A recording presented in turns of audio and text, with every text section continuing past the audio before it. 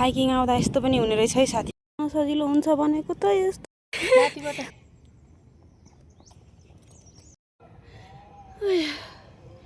HA does not stand for ha, it stands for बात कोई।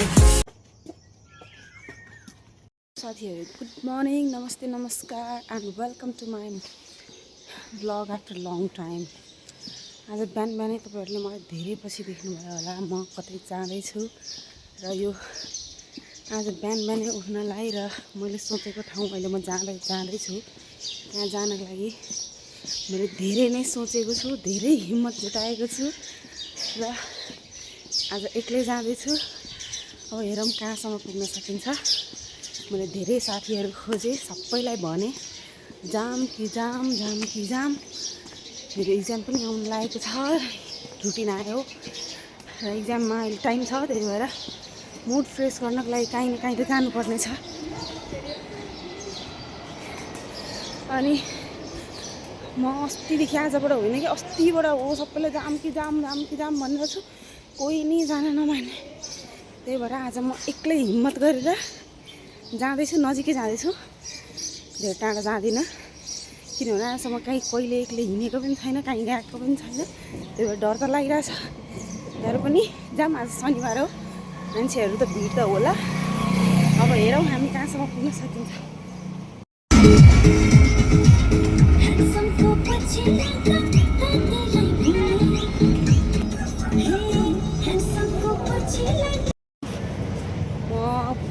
एउटा स्टपमा ओर्लिसकेको छु म। अब यहाँबाट अर्को गाडीमा जाने हो, डाइरेक्ट गाडी हुँदैन त्यहाँसम्म।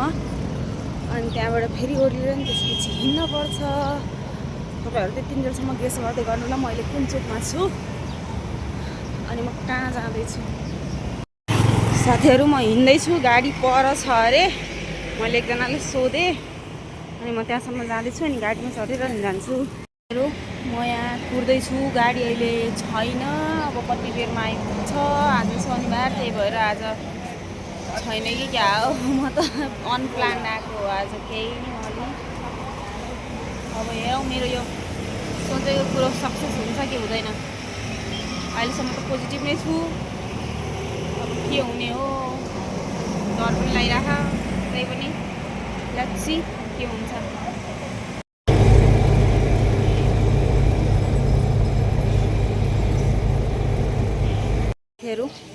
भन्ज्याङ भन्ने ठाउँ आइपुग्यो।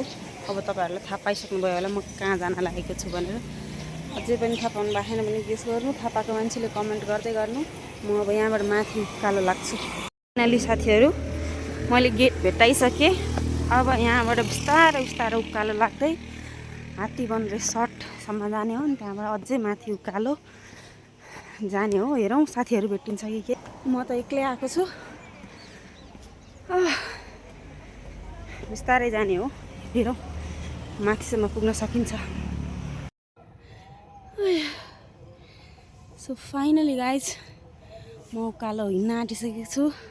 मैले ठ्याक्कै यहाँ भन्ज्याङको यहाँ गुम्बा पनि देखिएको छ। अनि यता पछाडि तपाईँहरूले उकालो देख्दै हुनुहुन्छ, म यतातिर लाग्ने हो। म कहाँ जान लागेको भने नि चम्पादेवी। मैले आजबाट होइन, यो चम्पादेवी भनेको लास्ट मोमेन्ट प्लान हो। योभन्दा अगाडि मैले कहीँ त जाउँ भनेर सबैजनालाई सुत्ता साथीहरूलाई सबैलाई सोधेँ, तर कोहीले नि मानेनन्। हुन्छ सबैजनाको आफ्नो आफ्नो प्रब्लम्स हुन्छ, के हुन्छ, या मेरो ब्याड लक भनौँ या के हो, कोही नि भेटेनन् लास्ट मोमेन्टसम्म। हिजो पनि भाइ आउने प्लान थियो, तर भाइले पनि केही कारणले आउन सकिनँ। अनि म त यस्तो फ्रस्ट्रेट भएर आज यो प्लान गरे हो। त्यो डेली विकबाट फ्रस्ट्रेसन हुन्छ नि। अब इक्जाम पनि आउन लाग्छ नि, इक्जामभन्दा अगाडि अब आज यता निस्केर अनि त्यसपछि फुल फोकस साथ पढ्नुपर्छ भनेर म आज यता आएको हो। कति पछि हिँडेर म त स्यास्या भइरहेको छु। थोरै मात्रै हिँड्दाखेरि अब हेरौँ कतिसम्म पुग्न सकिन्छ। हिम्मत त गरे हो, बिस्तारै बिस्तारै भए पनि माथिसम्म जाने भनेर। अब हेरौँ, स्टे ट्युन्ड। कन्टिन्युसली अगाडि बढ्दैछौँ है साथी। हामी भन्नाले म एक्लै छु होइन, विश्वास लागिरहेन भने हेर्न सक्नुहुनेछ, कोही नै छैन। सोलो ट्रेक ट्रेक होइन हाइक।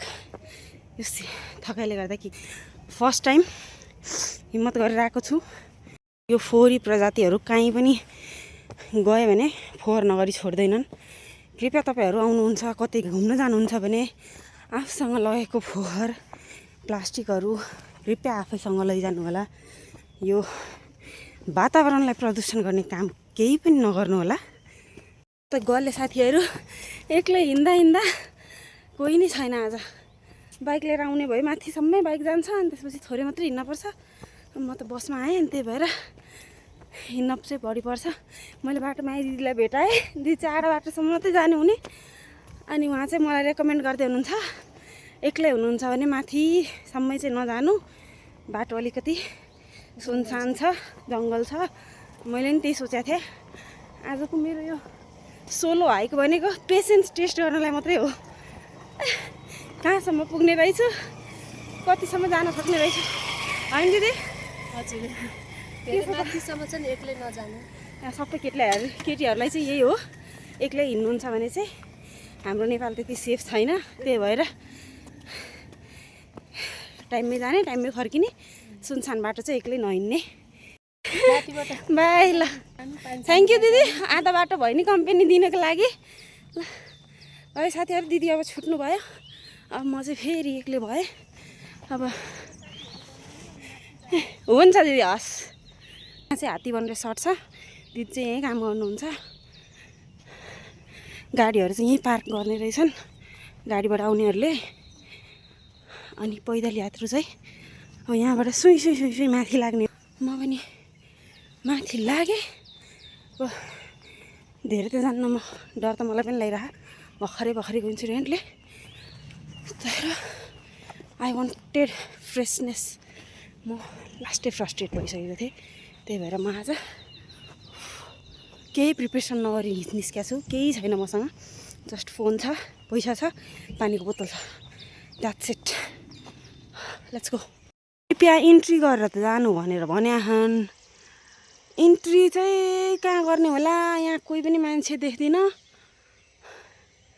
यहाँ शौचालय छ, यहाँ चाहिँ हेल्प डेस्क भनेर त छ, कोही मान्छे छैन, तालचा छ। म त सुई हिँडेँ, कोहीलाई पनि नदेखेर 5-6 जना अरू अझै माथि गएँ। म छिटै फर्केर आउँछु।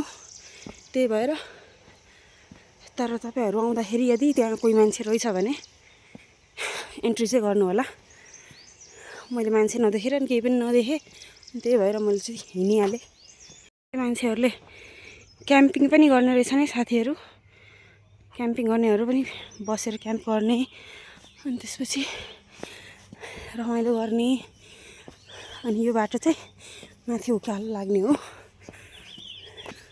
मेरो हालत, म हिँड्दैछु।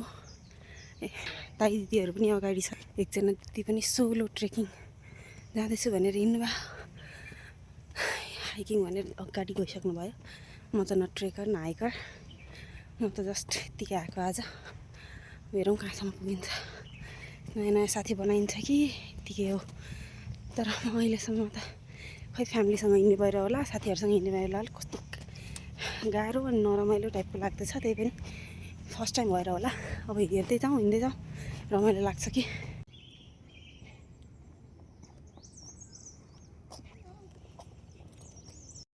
मिनी ग्रेट वाल पुग्न लागेको छौँ है साथीहरू हामी।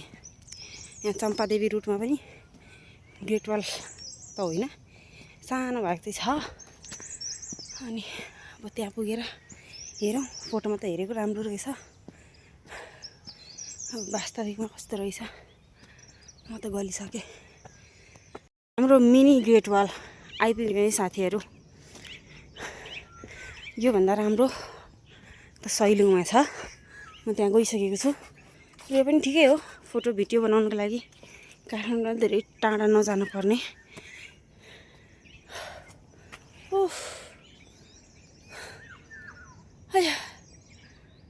गले यहाँसम्म ट्र्याक पनि रहेछ, अझै माथिसम्म छ। कति लामो छ हौ, लामै छ जस्तो छ।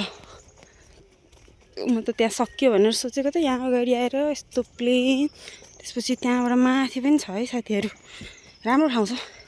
साथीहरूसँग यस्तो ड्राई पिकनिक अनि घुम्न फोटो खिच्न आउनुभयो भने रमाइलो छ। भाग्य र मौसमले साथ नदिएपछि यस्तो हुने रहेछ है साथीहरू, भ्यू नै नदेखिने यस्तो धुम्म पर्यो। तर आज ओलीबाले गर्दा घाम चाहिँ लाग्यो। जाउँ हामी माथि। यो डाँडा चाहिँ चम्पादेवीको ठ्याक्कै टुप्पो मन्दिर हो। अनि यसरी चाहिँ यहाँबाट यो ट्रेल भनेको तपाईँको अब यहाँबाट उकालो ओह्रालो जाने त्यहाँ मान्छेहरू तपाईँहरूले देख्न सक्नुहुनेछ। अब आफ्नो आइफोन छैन, न S26 अल्ट्रा छ कि त्यति जुम हुन्छ मजाले, त्यही पनि जुम चाहिँ भइरहेको। अनि त्यहाँबाट फेरि उकालो लाग्ने हो। अब म जाँदैछु, त्यही पनि हिम्मत गरी हेरौँ कहाँसम्म पुग्न सकिन्छ। म बसेको ठाउँबाट अझै यहाँबाट लाग्छ अरे 1-1.5 घन्टा लाग्छ। खै के हो, म त्यहाँ आधा घन्टा जति बस्या हो, त्यति नबसेको 10 बजे मजाले पुगिन्थ्यो। त्यहाँ बसियो, त्यही भएर आधा घन्टा चाहिँ हिँड्छु अझै, त्यहाँ तलसम्म पुग्छु अनि त्यसपछि फर्किन्छु। त्योभन्दा बेसी त सक्दिनँ होला, गाह्रो भइछ। भ्यू है साथीहरू, हो कस्तो राम्रो, वर्थ इट। अलिअलि मौसम खुल्या।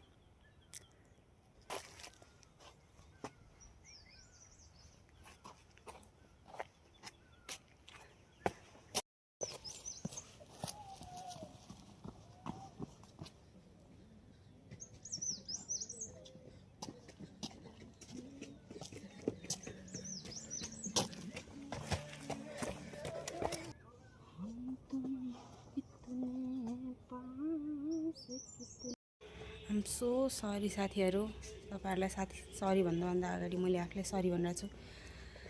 किनभने म माथि पुग्न सक्दिनँ, मेरो हेल्थले साथ दिएन। बुझ्नुले बुझ्नु होला, मेरो पेट दुखिरहेको थियो। तर बिहानसम्म केही अपडेट नभएकोले मैले हिँडिहालेँ। तर बाटोमा आएर जे नहुनु थियो त्यही भयो। त्यही भएर म आधा बाटोबाट फर्किनुपर्छ, नभए गाह्रो हुन्छ। म अझै अलिकति हिँडेर माथि आएँ, तर योभन्दा माथि म जान सक्दिनँ होला। तर आजको हाइकिङ भनेको मैले डेस्टिनेसनमै पुग्ने गरी चाहिँ सोचेकै पनि थिइनँ। म आज बिहान निस्किने बेलासम्ममा पनि म उठेर जाउँ कि नजाउँ भन्ने जस्तो भइरहेको थियो। त्यही पनि म हिम्मत गरेर आएँ होइन। तर अब असाध्य भयो, पेट दुख्न थालिसक्यो, अनि त्यही भएर म फर्किनै पर्छ। तर थोरै पेसेन्स गरिन्थ्यो भने चाहिँ म माथि पुग्थ्यो होला। तर ठिक छ, आजको मेरो हाइकिङ भनेको पेसेन्स टेस्टिङ अनि आफ्नो हिम्मत, अनि त्यसपछि कति रमाइलो हुन्छ एक्लै आउँदा। रमाइलो त थाहा भएन, तर मैले आफूसँग होइन एकछिन टाइम स्पेन्ड गर्नको लागि चाहिँ आएको थिएँ। त्यो चाहिँ भयो। म एकछिन यहीँ बस्छु अनि त्यसपछि म फर्किन्छु। अब यति हो साथीहरू। अब त्यो पल्लो डाँडा चाहिँ हो। अब कोही साथी पनि छैन जो एकछिन रमाइलो गर्दै जानुलाई। अब अरू चाहिँ ग्रुपहरू आएको थिए, आफू गएन। तर यस्तो हाइकिङहरू चाहिँ साथीहरूसँगै आउँदा चाहिँ रमाइलो हुन्छ। यहीँ बसेको छु साथीहरू, 3जना मान्छेहरू जाँदैछन्, तर मैले यहीँ बस्न प्रिफर गरेँ। साथीहरू पनि जाँदैछन्, म साथीहरूको। सुन्दर शान्त नेपाल, हरियो वन नेपालको धन त्यसै भनिँदैन नि त साथीहरू। यस्तो राम्रो छ हाम्रो नेपाल, यस्तो सुन्दर छ, शान्त छ। तर यो हरियालीहरू बिस्तारै घट्दैछ। मान्छेहरूको अलिक बुद्धि धेरै भएर हो। तपाईँहरू आउन सक्नुहुनेछ। यस्तो राम्रो ठाउँ चम्पादेवी हाइकिङ साथीहरूसँग। कोही एक्लै मन पराउनुहुन्छ भने एक्लै पनि आउन सक्नुहुनेछ। तर आई वन्ट सजेस्ट एक्लै आउनुहोस्, साथीहरूसँग रमाइलो हुन्छ। पानीपुरी रेडी भइसक्यो साथीहरू। बहिनी खेल्दैछ यहाँ, अब म पानीपुरी खाने, यहाँबाट निस्किने। कस्तो हुस्सु लागेको कि धुम्म भएको, यो पोल्युसनले गर्दाखेरि कस्तो भ्यू नै देखिएन भने। म त बसै छु, फर्किनै मन लाग्छ छैन मलाई त। पानीपुरी खाएँ, अब एकछिनमा निस्किन्छु म यहाँबाट। अर्कोचोटि फेरि आइन्छ अनि माथि पुगिन्छ टपमा। सिवा दिया ये खुला आसमां आ गई मैं कहाँ ए मेरे साजन इन बहारों में दिल की कली खिल गए मुझको तू जो मिला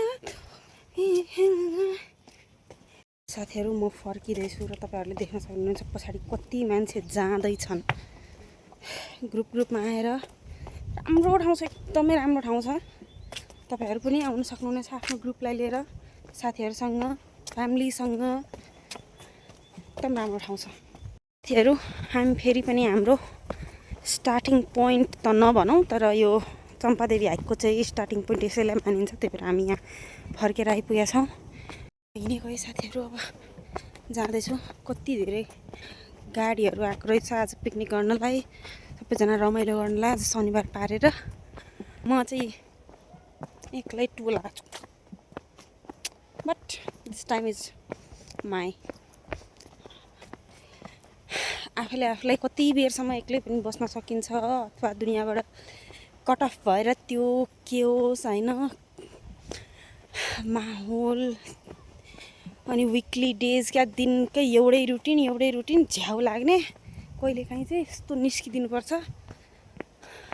अनि फेरि त्यही दुनियाँ प्यारो लाग्छ कहिलेकाहीँ चाहिँ यो दुनियाँ नै प्यारो बनाउनुपर्छ त्यही भएर अब म चाहिँ लागेको अब म यहाँबाट फेरि तल भन्ज्याङसम्म पनि हिँडेरै जाने हो किनभने मेरो गाडी छैन नभए गाडी लिएर आउनेहरू त यहाँ हात्तीवन रिसोर्टमा आएर पनि पार्किङ गर्छ नभए अझै माथि मिनी ग्रेट वालको एन्डिङ पोइन्टसम्मै बाइक जान्छ कारहरू चाहिँ यहीँसम्म आउँछ त्यही भएर तपाईँहरू बाइकमा आउनुभयो भने अझै माथि गएर थोरै मात्रै हिँड्नुपर्छ गाडी लिएर आउनुभयो भने यहाँ पार्क गरेर माथि जान सक्नुहुन्छ म चाहिँ अब यहाँबाट अनि लोकल गाडी है साथीहरू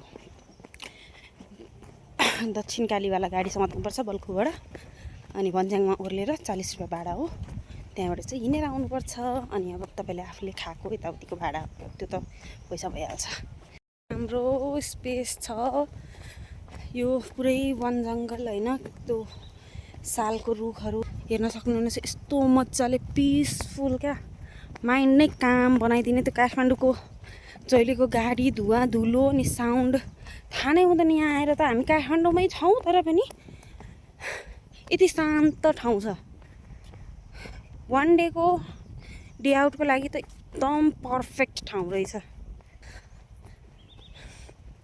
म त अब सकिनँ त्यही भएर म फर्केको हाइकिङ आउँदा यस्तो पनि हुने रहेछ है साथीहरू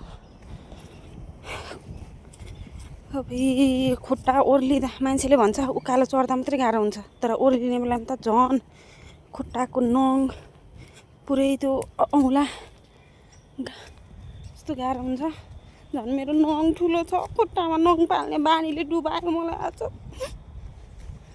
हाइकिङ जाने बेलामा कोही पनि नङ पालेर नजानु नङ काटेर जानु है साथीहरू गाह्रो हुन्छ ओर्लिने बेलामा चढ्दाखेरि त त्यस्तो हुँदैन तर ओर्लिँदा त निकै गाह्रो हुन्छ है सजिलो हुन्छ भनेको त यस्तो पो भयो कति काँपेको मेरो खुट्टा बिचरा गेन सुजार अन हाम्रो डेस्टिनेसन हो त्यहाँ तल पुगिन्छ अब छिटै त्यसपछि गाडीमा बसेर आफ्नो गन्तव्य back to Kathmandu to Bhanjyang finally our trek hike ended for today खाली ट्रेक मात्रै भनिन्छ भने अय्या हाइकिङ सक्यो आजलाई बाई बाई अब यति हो आजलाई चाहिँ गुड डे मेरो भिडियो पुरै हेर्नुभएकोमा धन्यवाद अनि like share and subscribe comment गरेर भन्नु ल मेरो सोलो हाइकिङ कस्तो थियो मैले अझै पनि गर्नुपर्छ कि साथीसँगै जाँदा राम्रो सजेस्ट गर्नु ल